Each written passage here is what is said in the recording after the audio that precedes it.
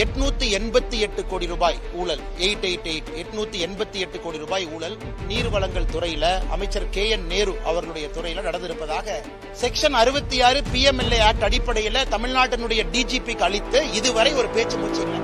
இத்தனை விஷயத்தை கொடுத்து 888 கோடி ரூபாய் ஊழல் நடந்திருக்கு.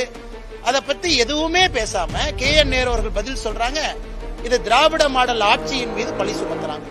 முதல்ல நம்முடைய ED என்ஃபோர்ஸ்மெண்ட் டைரக்டரேட் அவர்கள் தமிழ்நாட்டினுடைய DGP அவர்களுக்கு அக்டோபர் 27ஆம் தேதி ஒரு கடிதம் எழுதியிருக்கிறாங்க.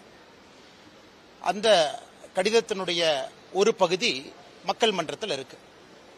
அந்த கடிதத்தோடு கிட்டத்தட்ட 232 பக்கம் அதற்கான ஆதாரங்களையும் அளிச்சிருக்கிறாங்க. 888 கோடி ரூபாய் ஊழல், 888 கோடி ரூபாய் ஊழல் நகராட்சி நிர்வாகம் மற்றும் நீர்வளங்கள் துறையில அமைச்சர் KN நேரு அவர்களுடைய துறையில நடந்திருப்பதாக ED அவர்கள் ஆதாரப்பூர்வமாக தமிழ்நாட்டினுடைய DGP அவர்களுக்கு கடிதம் அளித்து அதுல ஒரு FIR பதிவு செய்ய சொல்லி கேட்டிருக்கிறாங்க.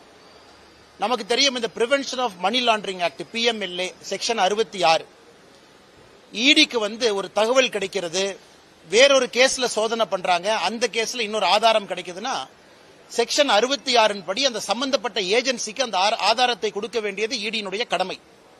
இந்த ட்ரூ வேல்யூ ஹோம் சம்பந்தப்பட்ட ஒரு CBI வழக்கு 2024 திரு KN நேரு அவர்களுக்கு சம்பந்தப்பட்ட அவருடைய தம்பி KN ரவிச்சந்திரன், KN மணிவண்ணன் அவர்களுடைய இல்லத்துல வேறு வேறு பகுதியில் நடத்தப்பட்ட ரைடில் கிடைக்கப்பட்ட ஆதாரங்கள், இவங்க junior engineer, assistant engineer, down planning officer, sanitary inspector உட்பட 2538 போஸ்டிங், அதுல 2 லட்சம் பேர் எழுதுறாங்க. அண்ணா யூனிவர்சிட்டி, அண்ணா பல்கலைக்கழகம் அந்த பரீட்சை நடத்துறாங்க. அதுல எப்படியெல்லாம் ஊழல் செய்திருக்கின்றார்கள், குறிப்பாக 150 கடைசி அந்த 2538 தேர்ந்தெடுக்கப்பட்டவங்கல்ல 150 பேர் நேரடியான ப்ரூஃபை ED அளிக்கிறாங்க. வாட்ஸ்அப்ல எப்படி கம்யூனிகேட் பண்றாங்க, பணம் யாருகிட்ட கொடுத்தாங்க, அபிஷியலா அண்ணா பல்கலைக்கழகம் ரிசல்ட் டிக்ளேர் பண்றதுக்கு ஒரு வாரத்திற்கு முன்பு KN நேருனுடைய சகோதரர் அவரு கையில KN ரவிச்சந்திரன் அவருடைய கையில வாட்ஸ்அப்ல அந்த முழு லிஸ்ட் இருக்கு. பிரிலிமினரி பரீட்சையில பாஸ் ஆகாத ஒருத்தர் ஒரு புரோக்கர் இன்ஃப்ளூயன்ஸ் பண்ணி ஃபைனல் லிஸ்ட்ல பேரை சேர்த்துறார். இது போன்ற பல ஆதாரங்கள்ல 232 பக்கம் அதை திரட்டி சேகரிச்சு செக்ஷன் 66 PMLA ஆக்ட் அடிப்படையில் தமிழ்நாட்டினுடைய DGPக்கு அளித்து இதுவரை ஒரு பேச்சு மூச்சு இல்லை. இதுல 2 லட்சம் பேர் எழுதியிருக்கிறாங்க. செலக்ட் ஆனவங்க 2538. அப்ப என்னங்க அர்த்தம்? கிட்டத்தட்ட 1,97,000 பேர் செலக்ட் ஆகல. இன்னைக்கு 1,97,000 குடும்பங்கள் பார்த்துக்கிட்டு இருக்காங்க.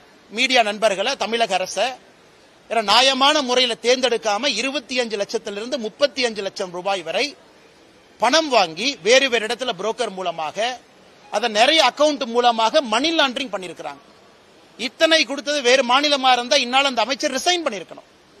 இது ED சாதாரணமா ஒரு கடிதத்தை எழுதி இந்த மாதிரி ஊழல் நடந்திருக்குன்னு சொல்லிங்க. கடிதத்தோடு 150 செலக்டட் கேண்டிடேட் அவங்களுடைய ப்ரூஃப் அட்டாச் பண்ணிருக்கிறாங்க.